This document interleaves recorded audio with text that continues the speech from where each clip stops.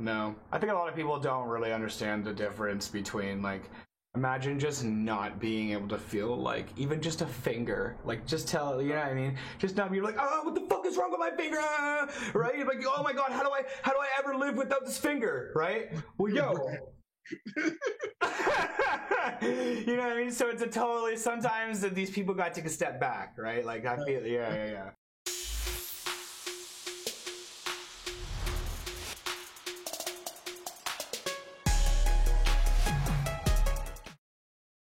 What's going on, everybody? My name is Professor Parks, and today I get to hang out with my friend Jimi Hendrix. Yes, that is his real name, and he is the CEO of Hendrix Music Group. Sorry, I apologize. That music group is out of Atlanta. He is originally from Oakland area, and when he was a younger age, you were shot? Yeah, it was like around 25 years ago. 25 years ago. How old were you? 20 years old. You were 20 years old at the time, you know, kind of living your life, young, getting ready to go out, bars, all that stuff, girls. Exactly. Right on the cusp of, literally. You know, that 21, right? So what happened, my dude? Man, you know, I wasn't like the upstanding citizen you see before you. You know, I was in the streets doing, you know, fast money, fast cars, women, drugs, and I had a nice car and got carjacked. You know, I mean, just the situation I was in, stuff like that happened. But yeah, I think it was somebody I knew.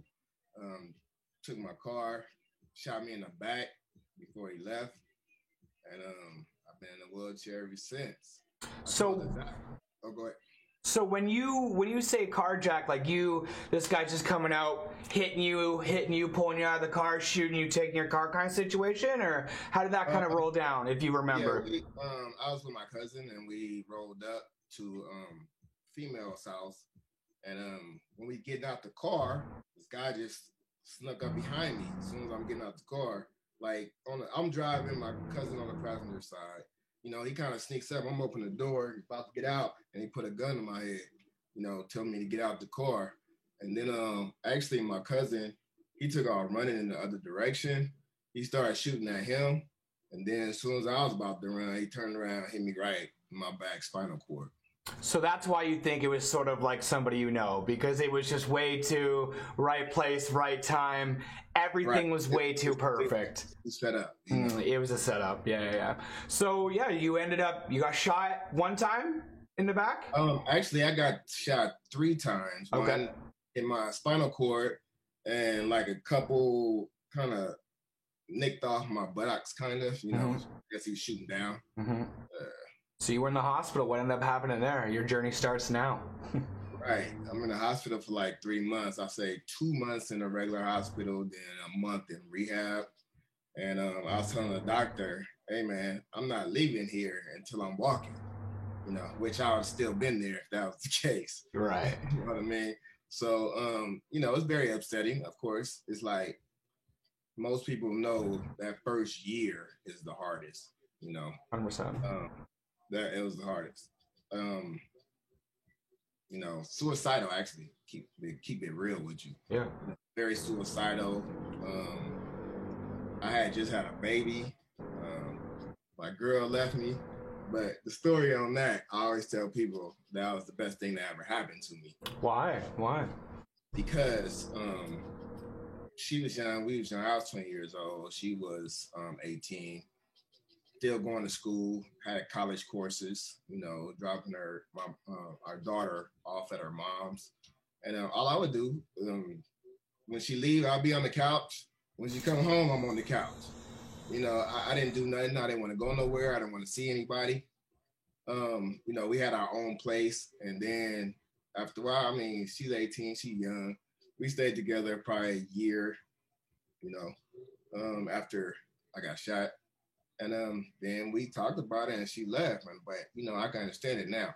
But the thing was, once she left, all my friends started coming over saying, come on, man, get up. You got to get up. Come on, we're going to take you over here to here.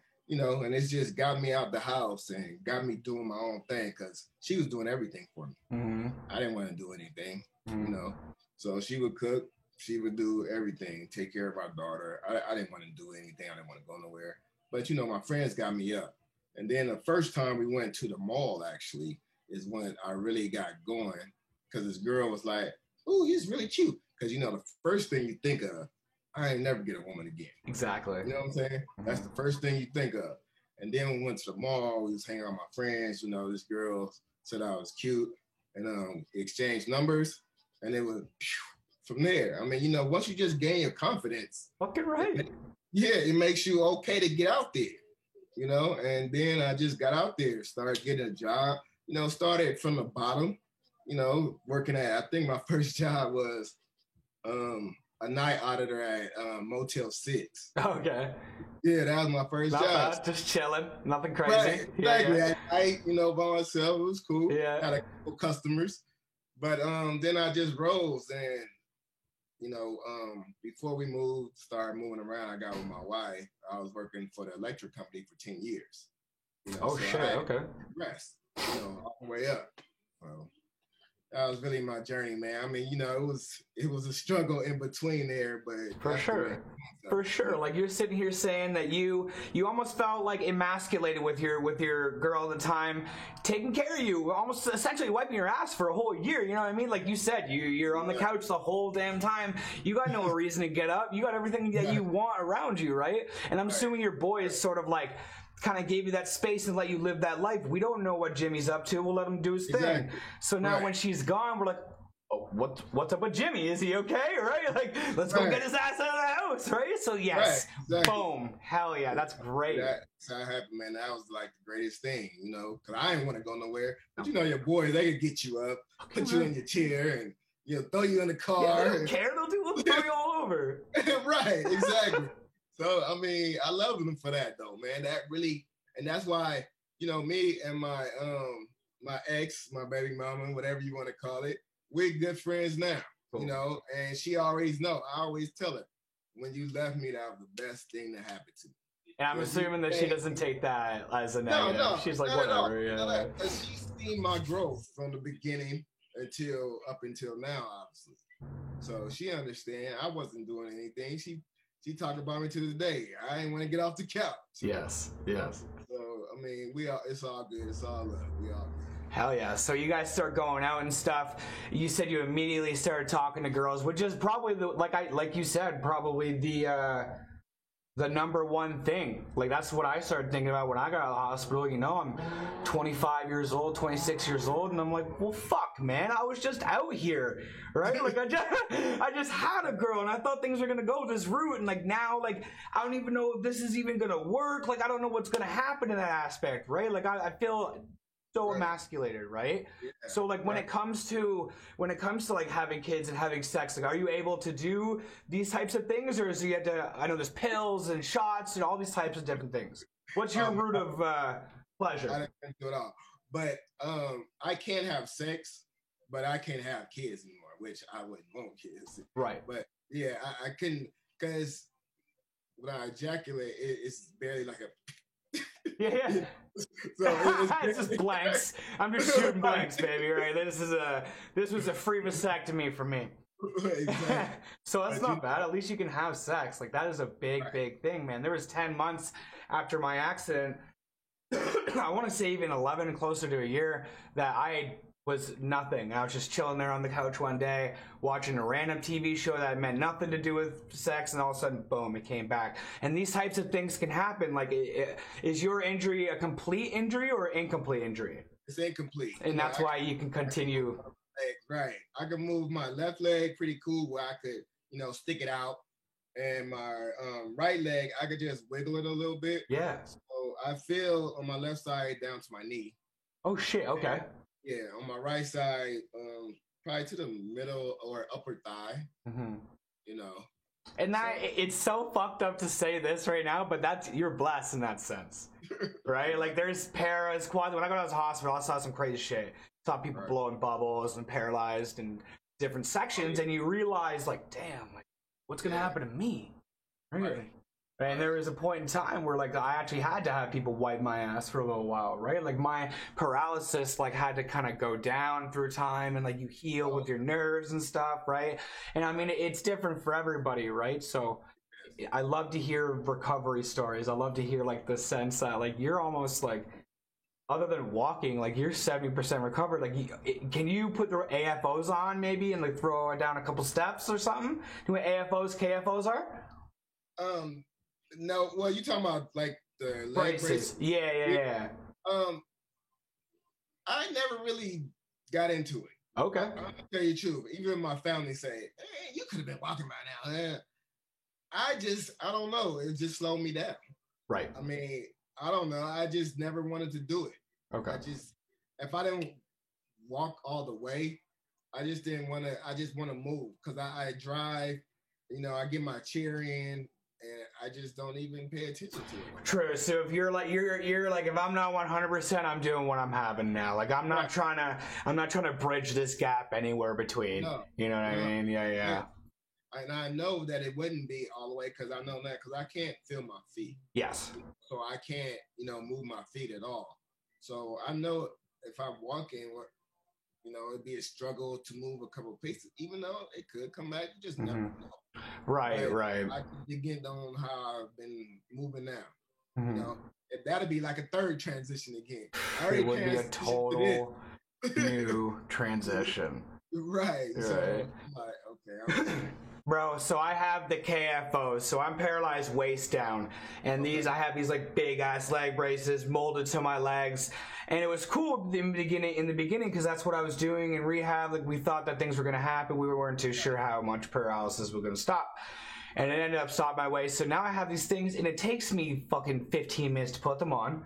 Right, and then it gets like, if I fall right now, man, and I'm by myself, like it's gonna hurt, dude. Like, so I mean, if I'm not alone, I got a buddy behind me hold my chair, and when I get up, like I'm just standing. It's more or less just get pressure off my ass, and then I can maybe take a couple steps around the house. But it's a workout. Like I feel like if I were to do it every day, it could be like a workout. But like you said, there's no I don't even know how to say like productive factor to it. I'm not fucking cooking and doing this shit, laundry, going to work. Yeah. So it wasn't. I didn't trip on it at all. All my family, everybody say, "Oh, you could have worked on it." It wasn't a big deal to me. No. I think a lot of people don't really understand the difference between like. Imagine just not being able to feel like even just a finger, like just tell, you know what I mean? Just not be like, oh, what the fuck is wrong with my finger? Right? Like, oh my God, how do I ever live without this finger? Right? Well, you know what I mean? So it's sometimes these people got to take a step back, right? Like I feel, yeah. I think they want the best for you. Funny though, you're talking about, can't feel things like, I'll be laying on the couch or something, and my wife, she'll like run into my foot. I'll be like, ow! And she said, what? You couldn't even feel that. It looked like it hurt. It looked like it hurt. My brain thought it hurt. That's so funny, little Mr. Deeds action. Yeah, I remember that movie. Yeah. How long you and the wife been together now? I'm glad she ain't here. Like 6 years. 6 years, yeah? Yeah, that's cool. So relatively new, Yeah. And she's in the military. Mm. So this is new to me, just moving around everywhere too. Like I said, I used to work at Sacramento Electric Company for 10 years. So what were you doing there? Working in the billing section. Okay. So when we get the reads in, we bill the customers and tell them what it could be the next month, and just try to give them good tips on electricity because we get a lot back. Expensive. Yeah, definitely. But yeah, I used to work in the billing section, customer service. Start off in customer service, taking phone calls for people bills and things like that. But like I said, I was working there for 10 years, and my wife we was married for 2 years, and we was together for 2 years before that.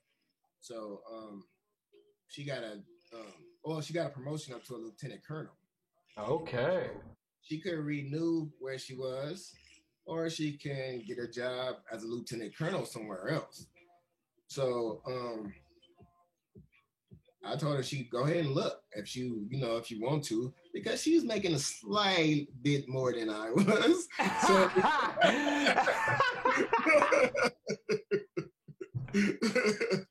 so yeah, so I was like, you can go ahead and if you want to find another job somewhere, then cool.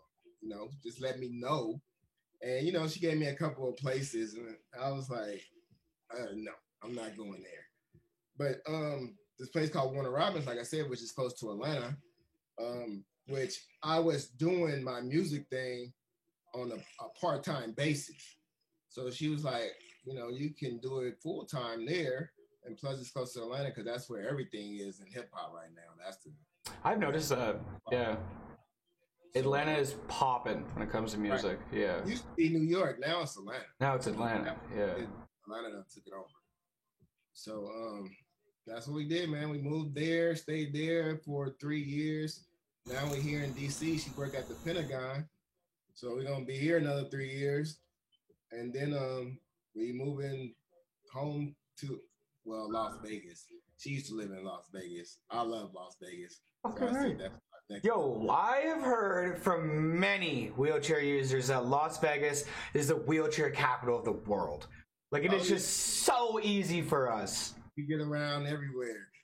Most of the time when we go down there and visit, because actually my daughter lives in Las Vegas too. Okay. I always get a scooter because it's so far to move around.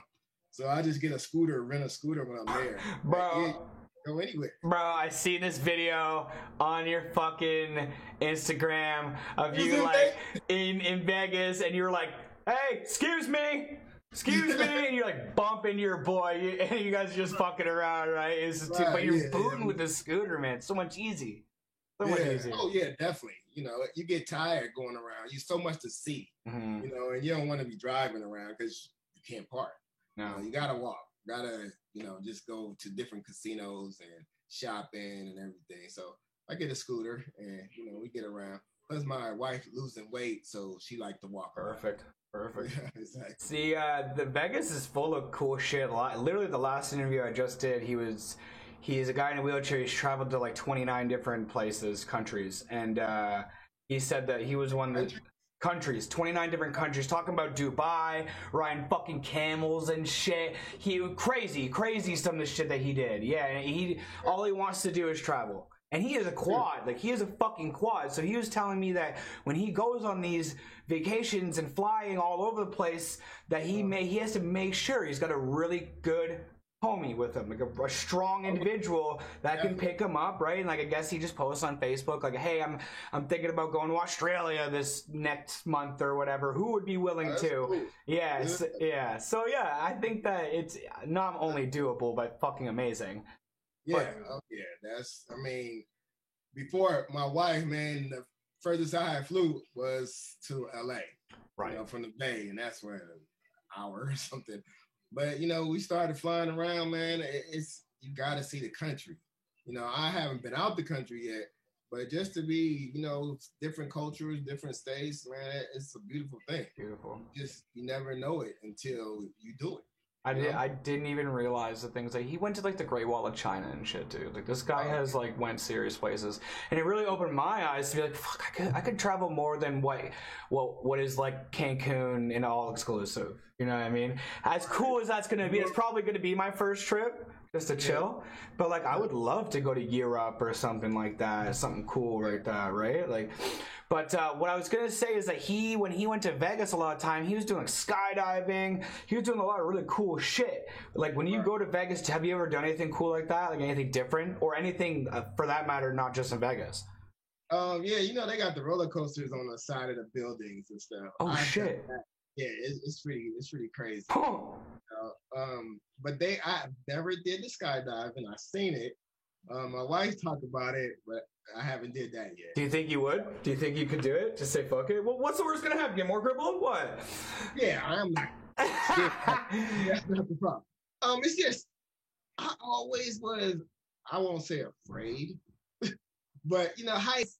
me and heights didn't agree too much. Right. But if my wife do it, she'll talk me into doing it. For sure. Then I love it, Was she gonna outball you? Fuck that. You're like, no, I'm good. Let's go. Right? Yeah, exactly. You can't let her do it. No, man. I never do that. Prior to being shot, have you ever like broken any bones? Like you said, you're a pretty outrageous, adventurous kid. It's a trip because I always used to say I've never had a broken bone. Never broke an arm, never broke a leg, never broke anything. I always used to say that as a kid because, I was into sports. I played high school football, okay. Baseball, and played baseball a little bit in college, but I never broke a bone. And then I break the freaking most major. You get fucking shot in the back. Like, are you kidding me, man? Yeah, man, that's why I play football. I play baseball as well. I play a little tight end. I played all over. I played baseball my entire life. Like, baseball was my main sport. We were, when we found out that I had the autoimmune disease, or not even when it sort of kind of came on, me and the baseball team were camping prior to our final tournament. And we were like, just want to get a quick fishing trip in. And then I woke up one morning. And my story is so long, I'm not even going to get into it. But you been with your baseball team when it happened? Yeah, I was with a couple of the guys. And we were all partying, right? And we had woken up the next day. I'm like, I'm not really feeling very well. And they're like, yeah, okay, Parks, fucking boozing too much the night before, buddy. Get up, let's go fishing, right? And like, I kept getting more sick throughout the week. And it was like fucking 5 days before I like finally got admitted to the hospital properly. A couple different hospitals said, you're fine.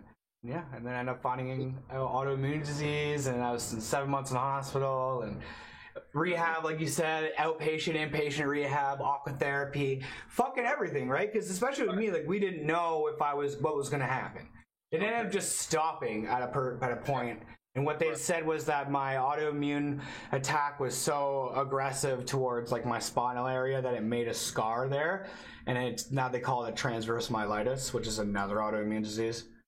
So I just have a scar, like the same as being shot in the back. Like my scar is very similar to yours, but without the actual breaking of bones and whatever the physical injury of it. My body attacked itself, and it's in like the most fucked up manner. You know what I mean? It's like they say it's like the same as getting in a car accident, breaking your back, doing whatever, right? Like it's did you have any clue that you had a problem or anything, or it was just straight Bro, up? I was so healthy. So, like, other than, like, drinking and going out partying, whatever, like, I was a very healthy individual. Like, I never thought anything was going to happen to me. So, like, when it came down to it, like, I agreed with my friends. Like, yeah, I'm drunk. Like, or I'm, like, fucking not feeling too well, right? Because we were dabbling with the schnibs a little bit, too. And, like, we fucking, we woke up and we're like, okay, buddy. Just take another bump, you'll be good for the rest of the day, So no, it just wasn't good. And I think throughout that 5 days of us trying to figure out what was going on in hospitals, denying me, it was just my body like destroying itself from the inside, and ended up creating that scar. Like if I was just admitted right away, let's find this out, let's do the spinal tap, okay, elevated proteins into spinal fluids, if he's fighting some sort of inflammation. This is how they found it out. You know what I mean? They find out, he's fighting some sort of inflammation, MRIs, CTs, all the fun shit. But when they finally admitted me to hospital 5-6 days later, they induced me into a coma because I was manic. Like I guess I just blacked out. I was manic and I was like throwing punches. I was like, I'm shitting myself. I'm pissing myself at this point. It's so bad to the point where I'm like, what is happening? Right. So they put me down and then put me into a induced coma for 5 more days. You know what I mean? So it's like that whole time, I guess 10 to 11 days, I'm like eating myself alive. You know what I mean? Like from the inside, which created the second autoimmune disease. It was just the most fuckery. So in the end of it all, I just looked at the doctor. So I was like, so I recovered from the first autoimmune disease up into probably about waist level. That's where the scar is. And then the rest of my legs, they're just like this forever. I'm going to be in like a lot of nerve pain for the rest of my life.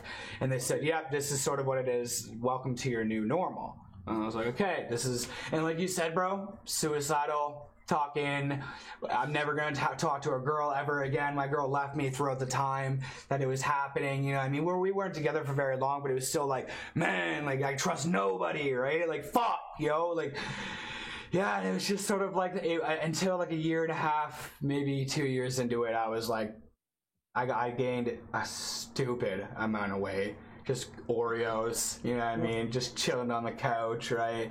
I was instead of your situation where I had a wife or a girl with me, I had PSWs. So I lived in this place with these PSWs that would come in and take care of me. And then through time, I was like, man, these PSWs are so annoying. Like, how do I avoid these PSWs coming to help me? So it was like, well, figure out how do you transfer yourself by yourself. Get on the toilet by yourself so you don't have to call them. And then that, you know, that correlates to let's get on the shower bench now by ourselves. And maybe we can cook by ourselves, different angles. And like, it was all, my whole thing was like, I'm fucking sick of having everybody's assistance. And I'm getting ridiculously fat. And like I said, I was very healthy. I was an athlete. Like I was pissed that this is happening. Like I'm bigger than I've ever been. And not in the fun way either, right? So, fuck. Same way. Yeah. Man, it's like, before this happened, I was slim. You know, I look back on this picture, I was standing on top of my car with my shirt off, and I'm just a slim, you know? Now I'm just, oh man. But I used to eat a lot then, but it didn't matter because I did a lot. So, you know, I never gained weight. Now I eat the same. It's not good. Don't do nothing. So do you use a manual chair most of the time, all the time, or do you have an automatic chair? All the time. Okay, me too. I just got a manual chair. I never had an automatic chair before. What? I've never had an automatic chair. I said I didn't want it. No, me neither. I knew I was going to get fatter than I already am. Right. even when like I was young, you know, I see people in scooters. I'm like, you know, telling the doctor, man, let me get a scooter or something, right? Just if I'm lazy or I'm not feeling well that day. Right. Right. You're like, no, you put on a whole bunch of weight, and you're young, you shouldn't get no scooter. So well, you'll get used to it. You'll be like, fuck, man. This fucking, now it's like, at that point, it would be like the hand chair would be more annoying. The manual chair would be more annoying than it would be the scooter, right? Yeah. No, I mean, I like the automatic chair, or I like the manual chair. I'm glad I didn't choose the auto chair. Because I've seen a lot of people just get really big because they just get so used to it. Did you have, you said when it first happened to you, did you have problems with your arms or anything? Like originally coming out of the hospital? Right? Yeah. Oh, sorry. Here, get off me. So when I first got out of the coma, like when I first woke up out of the coma, I was actually paralyzed, like my arm. It was weird. It was like a V. So like my arms were paralyzed, and then like here. So like this part was okay. So like my lungs, my heart, and everything was okay, and my head was okay. And they were fucking terrified. They like woke me up and were like, "What's going on?" Thinking that they don't know what's going on, right? Like, what's the next step? We've done all these tests. How are you feeling? Right? And I've woken up being like, what the fuck is happening? Like, crying, freaking out, like, don't know what's going on, right? And they're like, can you move? And I could only really, like, move my shoulders a little bit, and I could move my neck. And it was like throughout days, I was able to just be like, Then there was a long time where I was like this, yo. I sat like this, like this. I just sat there like this a lot of time, and I couldn't feel my arms at the time, so I'd like talk to my friends, and like my arm would fall, right? And my boy would just be like, "Man, pick your arm up." Here, yeah, I got you, right? Like, man, pick your arm out, right? So like, but through time, and then eventually, like one hand came back, and I was moving that hand around, and then like even when I came out of the hospital 7 months later, I couldn't feel my hands. I couldn't feel the scruff of my beard. I could move them, but I couldn't feel shit. So like I play a lot of video games, and I bought these not just these nubs, these are fine, but I bought Velcro strips, and I cut Velcro, and I put the aggressive side of the Velcro on all my buttons, every button, just to stimulate my thumb, just to be like, oh, I can kind of feel it, or like have it stick kind of.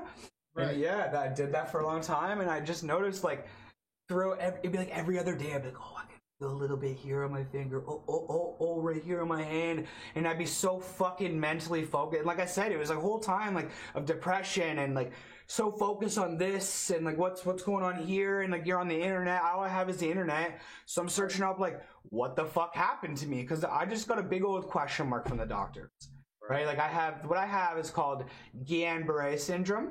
is the first one, GBS, Guillain-Barré syndrome, and then the SCAR is transverse myelitis. So I'm just searching up these two big ass words that mean nothing to me, but I've just got like a whole lot of medical shit to read. And that's all I did for 2 years, bro. Was focus on my body. And even though, we ended up at the same point, but it was a very different journey because you didn't know what was wrong with you. And me, I knew exactly what happened. I knew exactly what happened. Yeah. So, I'm still trying to get better, when it first happened. But, I knew exactly what happened. Mm-hmm. Being in your thing, you always think that people have it, worse or better because, it's kind of hard not knowing. You was kind of in the dark. You didn't know if it's going to get better or worse. So, different journey, but totally different / the same, man. Like, and the fuck is it gonna say? Like, one of the biggest things was I wanted to drive again. Like, and I recently got my license back, like 3 or 4 months ago, and I went out and bought fucking Infiniti G37. I went hard, bro. I was like, fuck it. I'm not getting no cripple mobile, no cripple wagon, no bullshit, right? Like, if I have the ability to, like, transfer in out of my buddy's cars, that was the thing. I was, if I can get in your passenger seat, then I can get into a driver's seat. And that means I can, it's just like a boat, right? So I seen you got yourself, like, little, like, you got the Bumblebee, man. You got the Bumblebee mobile, bro. Like, you got the Camaro, the yellow, the black on the front. It is sexy. And you got the soft top that comes off the back too. Is that soft top or hard top? It's a soft top. Soft top comes down the back. It's sick, man. Is that hand control? Hand controls, bro. Mm-hmm. That was when I first started driving. That was my favorite thing to do because I felt like when I was driving, I'm just like you. You're sitting in the car. I'm sitting in the car. You can't see this. Like, you just see this, right? Exactly. Right. I'm just like everybody else, and I always always had convertibles, even before I got in the wheelchair. But I'm out there. You don't know if I'm in a wheelchair or not. That's it. Just a guy riding. That's it. That made me feel real good, man. I love that. I love driving. Bro, I feel the same way up until my car is loud as fuck. Because I don't have a muffler on it. It's gone. So it's just fucking loud, right? So I've been getting pulled over recently because there's a blitz and they're like trying to pull over modified cars. Right. And in me, I'm like, I'm always looking at other people, like you said, like, yeah, I'm the same, right? You don't know I'm in a wheelchair. But then when the cops come up, I'm like, I'm in a wheelchair. Can you see wheelchair back here, right? The hand controls, right? Like, the cripple pass, right? You're like, come on, man, give me some leniency here. Now here's a stack of tickets. Yeah, now you treat me the exact same. Hey, man, I done got out a couple things. I'm in the wheelchair, Cool. You see that? Cool. Just slow it down. Yeah, cool. Me looking back there, man. Hey, man, I find, even going through, like, stores and shit. Yes. Even going through, like, stores and shit, like, parking and stuff like that, like, people kind of give you space, and you're like, I'll take the advantage, whatever it is, what it is, but. Hey, man, that's one thing, though, because in my car, I got the top down, music up loud. I go in the handicap parking. All the old people looking at me, waiting for me to get out the car, because they thinking, he's not in the black guy. He's got chains on. Like, what the fuck is this dude doing? right. So I'm sitting there putting up my top, and I mean, this done happen several times. Well, I see old people getting in their car, and they'll sit there waiting to see what I'm gonna do. So I'm putting up my top. I'm seeing them. They could have been pulled out. So once I open the door, pull my chair out. Then they're like, oh, okay. And then pull off. Yeah, 100%. I get that all the time. 100%. So having the convertible, do you ever have it where you'll have the top down and you'll just transfer and then you can just pick the chair up and put it right? Like, see, the thing that I don't do, I always put my top up before I take my chair out. I always put my chair in before I take my top down. Because I always think back asswards. I don't want people to think that, oh, the only way he can drive that car is with the top down. Ah, true. You know what I mean? It's a mental thing. It's a mental thing to me. Mhm. I just always make sure I put it up. Bro, to me, and like say my buddies, we would look at it as like, yo, that's a great idea. Somebody would look at me and be like, what the fuck don't you have a convertible? That's a great idea. That's so funny. But yeah, mental thing. I'm always doing the same thing, like trying to see, like, don't look down here, like just look up here type situation. Like, I'm just lazy, bro. Like, I'm not, don't think of me as a disabled. Like, I'm handy capable and I handicap, right? Exactly. So like, I'm just chilling. I'm me. I'm the same. I'm same mentality. My brain's fine. Thank fucking God. So, fuck, yo, that's I'm happy with that.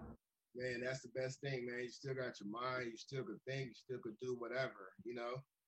And man, you know, I just make the best of it. You know, it's a trip because just yesterday or 2 days ago, I was picking up my wife from work. Actually, she hasn't been feeling good, so I didn't want to have to cook. So I wasn't gonna cook. You guys like worried about COVID or something like that, or you just fucking? Well, I got both my shots. She got both her shots, but I kept asking her, "Do you think it's maybe COVID?" Because she was feeling kind of sick, and you know, kind of with no energy and everything.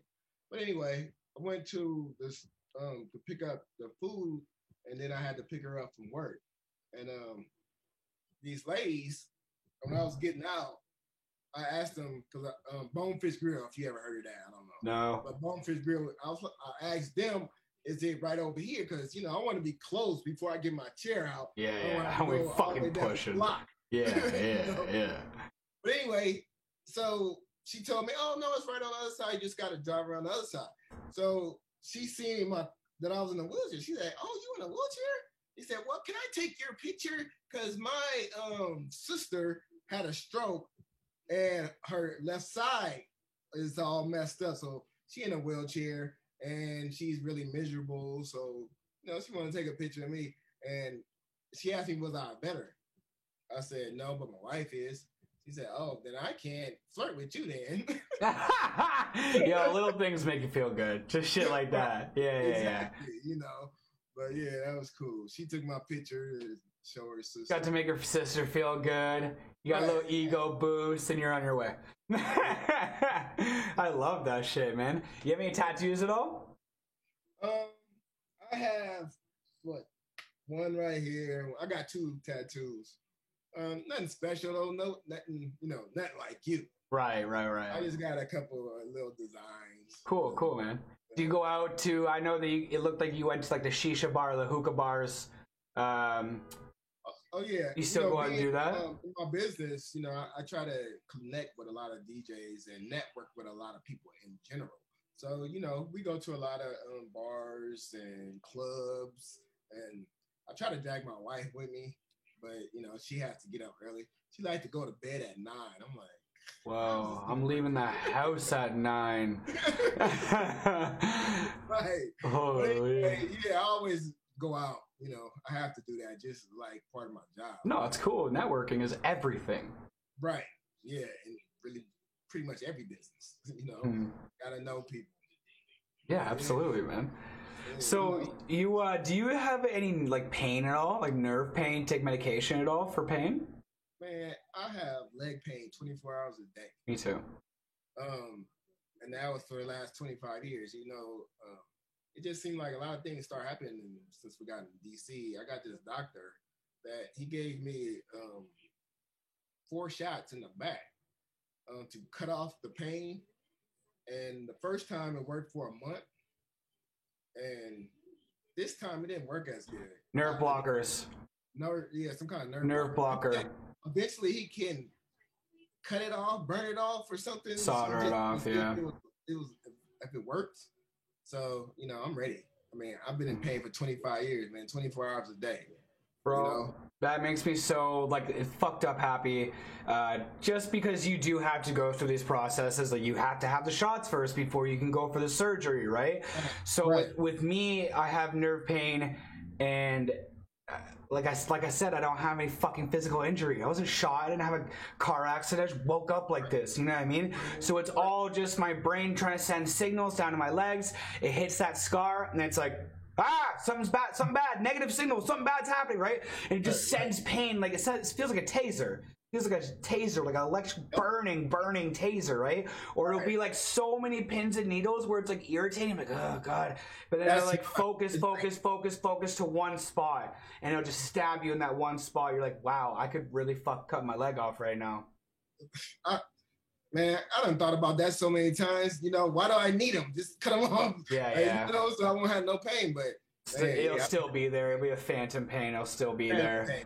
So yeah, the moral of the story for me was, I went through those shots too. I went through like, the fucking nerve blocker shots. I did all that and it wasn't working. And I asked him to do that burning thing. Like, can you just cauterize the nerves? And he said, if this isn't going to work for you, then that's not going to work for you. But we did another surgery.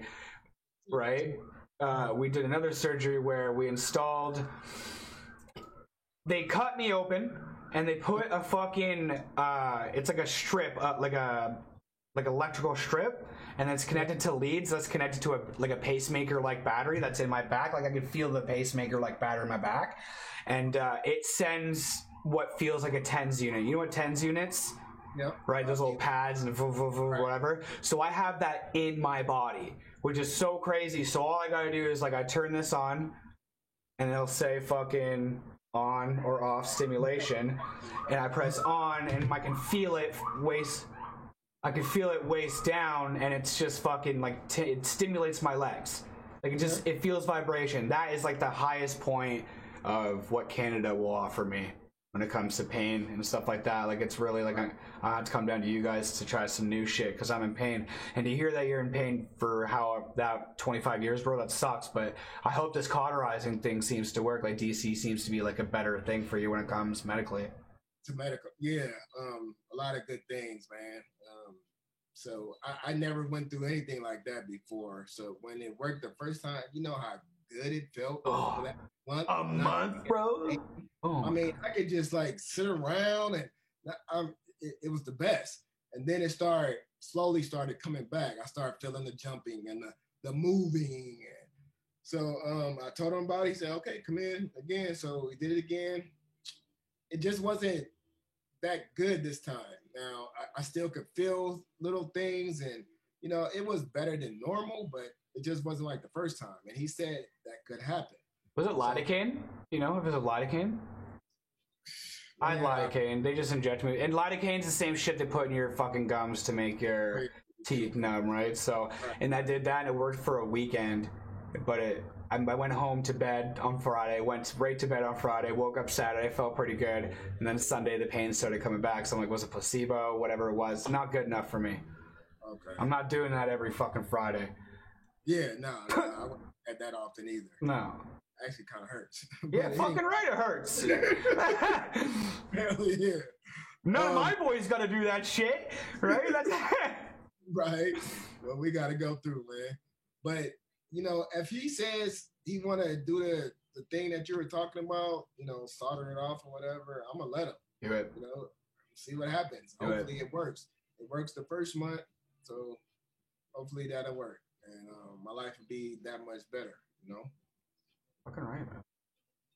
Hey, I like that mic, man. That's dope. Oh, yeah, the mic? Oh, wait, that's this arm. Yeah, the mic?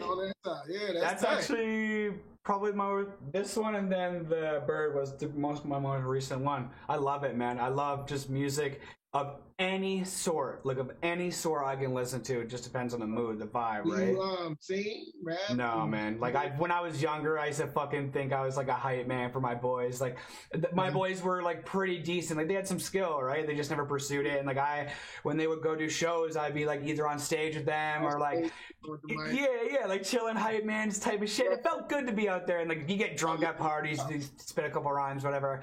But I was always the guy that had headphones in. Like, I'd be annoyed if we'd be all sitting around the smoker's pit or whatever, and they'd be like, hey, Parks! Like, what, man? Like, I'm always trying to pull my headphone out to listen to you, because I'm always just vibing. I'm vibing to music. Even when you first came into here, I was vibing to some tunes the first time you came, right? And I was like, oh shit, he's here, my bad, yo. And like, that was when we had to email you, right? Yeah, music's everything to me. Yeah, music, I mean, that's how I get through life. Music. Wake up in the morning, I turn on my music. Yeah. You know, anything I'm doing, it's gotta have music. I can't even like do certain things without finding my station first or my playlist, you know? So Bet your ass I'm not cleaning a damn thing in my house until that speaker's on. Right. Definitely not cleaning up. And I got to have the right type of playlist in order to start. Yeah. Fucking right, man. So when this COVID shit goes and kind of lowers down, I think for you guys it's starting to be a little bit better. In Canada, Ontario, I'm still in lockdown. We're on our 3rd lockdown. Doug Ford, our fucking premier, is a joke.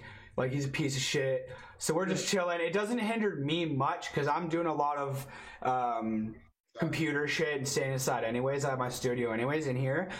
But like, as for vacation wise, I want to go somewhere. So when it comes to a vacation, what's your next destination? Like, full blown vacation. Maybe you and the wife. Probably well, we just went to Vegas. It'd probably be Oregon, just because her mom and dad is there, and her dad is not good at all. So that'd be probably the next place we go. Gotta get yourself down there, yeah. Right. Just so we can help them out, or for sure, man.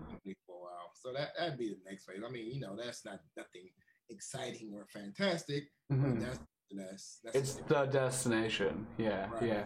Who do you growing up, like, who have you looked up to? Anybody dead or alive?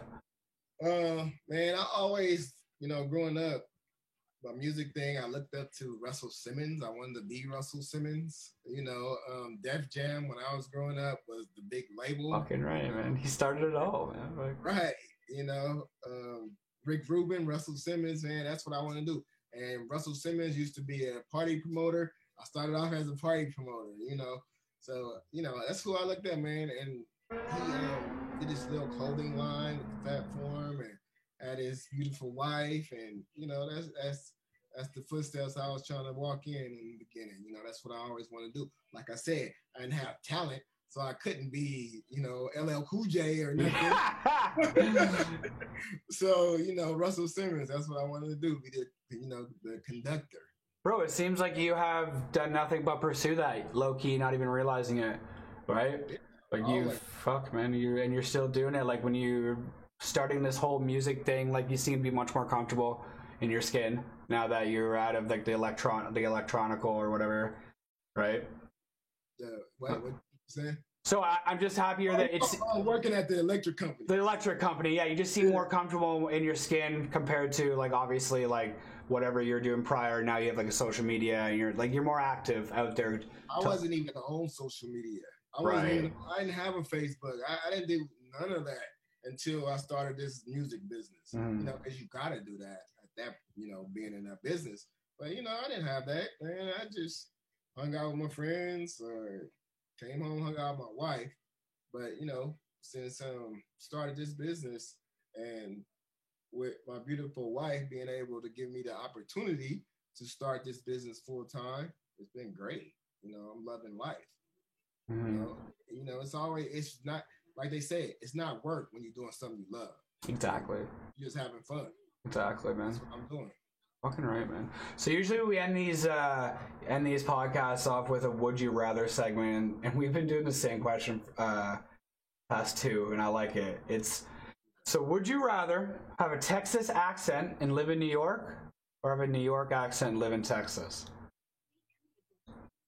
Oh, that's a weird question. And it's funny because some of the people have lived in Texas and shit, and they went New York route and this and that, right? Like, it's just. Hey, I want a New York accent living in New York, but I know that's not the. No, it's not. Would you rather? Yeah, I think I'd rather. No, I'd probably rather have a New York accent living in Texas. Yeah. Because I think I'll be sharper than the. Yes, that's so fucking good, man. That is so fucking good, man. Yeah, that's the route I would go if I had to. That's a funny answer to that question. My friend Jimmy, where can the listeners find you at? Hey, man, my Instagram is Hendrix Music Group. Hendrix Music Group. Facebook, Hendrix Music Group. If you want to come on my IGs, just say what's up or listen to my music.